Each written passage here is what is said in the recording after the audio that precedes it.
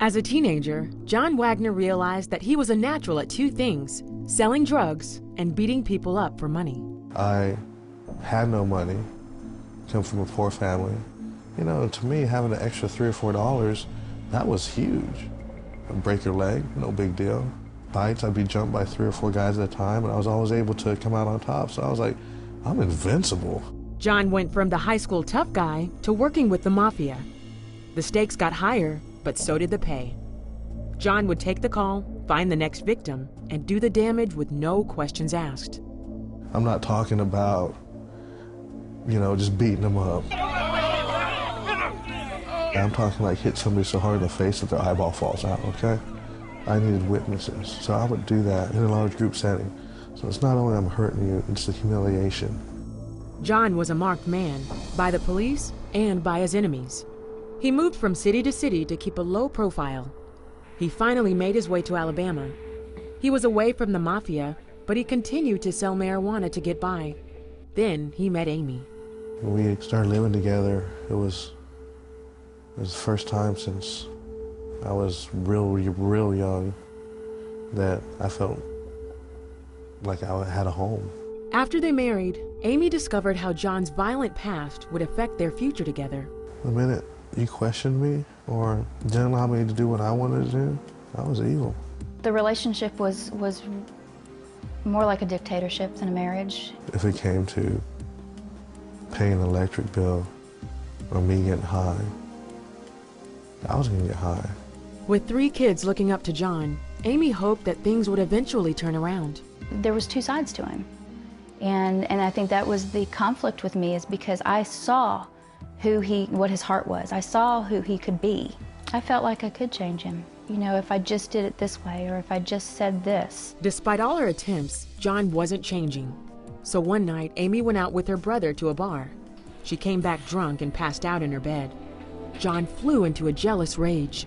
He blew up, and he literally took his foot and plastered it into my back. And he started really just coming at me, yelling and screaming about, you know, who was I with?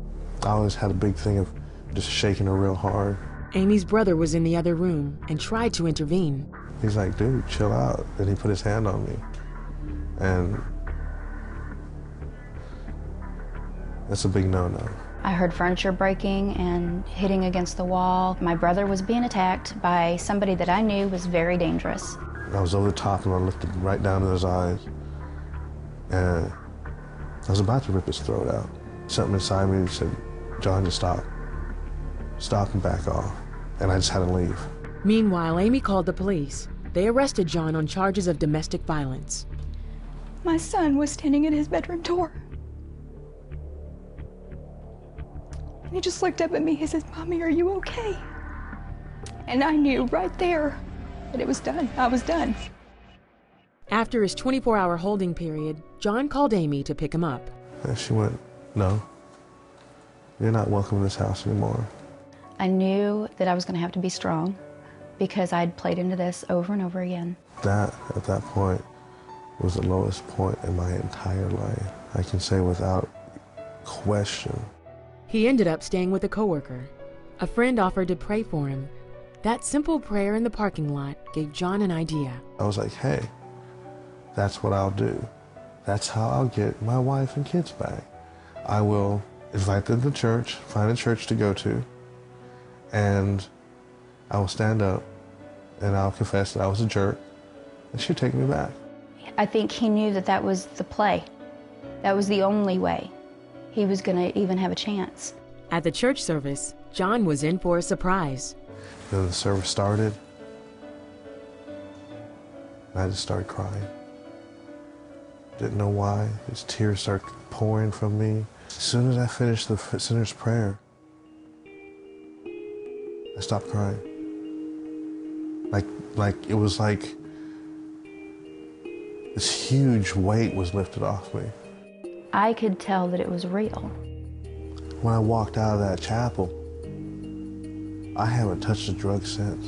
I learned what love was. You don't know what love is until you have Jesus in your heart. You have no clue. You think you love until Jesus comes and the Holy Spirit comes in your life, and then you sit back and you realize and go, wow.